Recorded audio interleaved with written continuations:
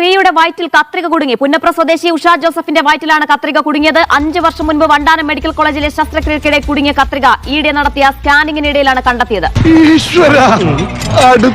ഉഷയ്ക്ക് ശസ്ത്രക്രിയ നടത്തി ശസ്ത്രക്രിയ ഉപകരണം വയറ്റിൽ കുടുങ്ങിയെന്നുള്ള ആരോപണം നേരിടുന്ന ഡോക്ടർ ഇപ്പോൾ സംസാരിക്കുകയാണ്. അവരുടെ പ്രതികരണത്തിലേക്ക്.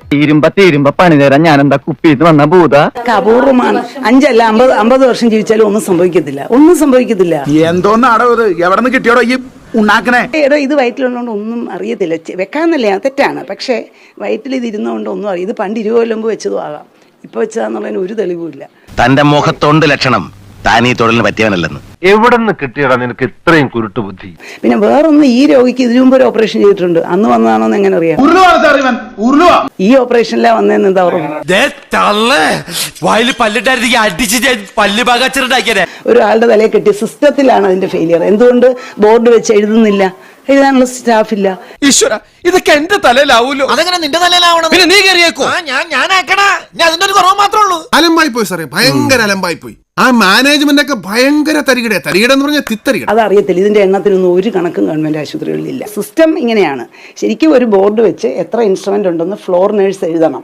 അങ്ങനെ ഒരു ഫ്ലോർ നേഴ്സ് എന്നൊരു തസ്തിക നമ്മുടെ ഒരു തിയേറ്ററിൽ ഇല്ല ഗവൺമെന്റ് സെറ്റപ്പിൽ. അതെങ്ങനെയാ? നിന്റെ ആ ചടപരത്തി തള്ളിയില്ലേ ഈനാമ്പേച്ചി മറിയ, അതിനെയൊക്കെ കെട്ടിയ ഇതുപോലത്തെ സാധനല്ലേ പ്രതീക്ഷിക്കണ്ടു. വളരെ വേദനയുണ്ടാക്കുന്ന ഒരു സംഭവമാണ്. ഒരിക്കലും ഉണ്ടാകാൻ പാടില്ലാത്തൊരു സംഭവമാണ്.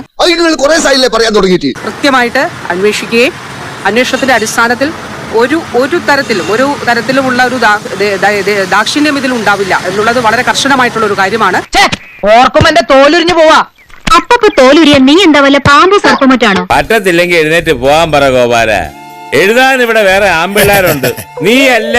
പരിശോധിച്ച് സർവീസിലുള്ളവരെ അന്വേഷണ വിധേയമായിട്ട് സസ്പെൻഡ് ചെയ്യുന്നതിന് വേണ്ടിയിട്ടുള്ള നിർദ്ദേശവും നൽകിയിട്ടുണ്ട്.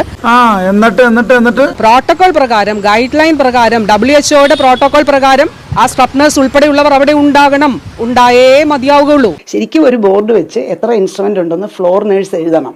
അങ്ങനെ ഒരു ഫ്ലോർ നേഴ്സ് എന്നൊരു തസ്തിക നമ്മുടെ ഒരു തിയേറ്ററിൽ ഇല്ല ഗവൺമെന്റ് സെറ്റപ്പിൽ. അങ്ങനെ ഇല്ലാതെ ഒരു ഡോക്ടർ സർജറി നടത്തുമോ?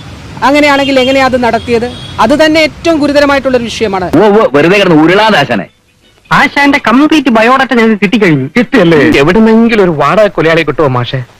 അവനെ തട്ടിക്കളയേ നിവർത്തിയുള്ളൂ. അത് മറ്റൊരു വിഷയത്തിലേക്കാണ് ആ വാക്കുകൾ കൊണ്ടെത്തിക്കുന്നത്. അതിന് ഉത്തരം പറയേണ്ടതായിട്ട് വരും. ഈ വയസ്സാം കാലത്തല്ലേ പിണ്ണതയിലും തേച്ച് കൊച്ചുമക്കളെയും കളിപ്പിച്ച് വീട്ടിലങ്ങനെ ഇരുന്നാ പോരെ? വെറുതെ മനുഷ്യനെ മെനക്കെടുത്ത് ഇങ്ങോട്ട് പോരും.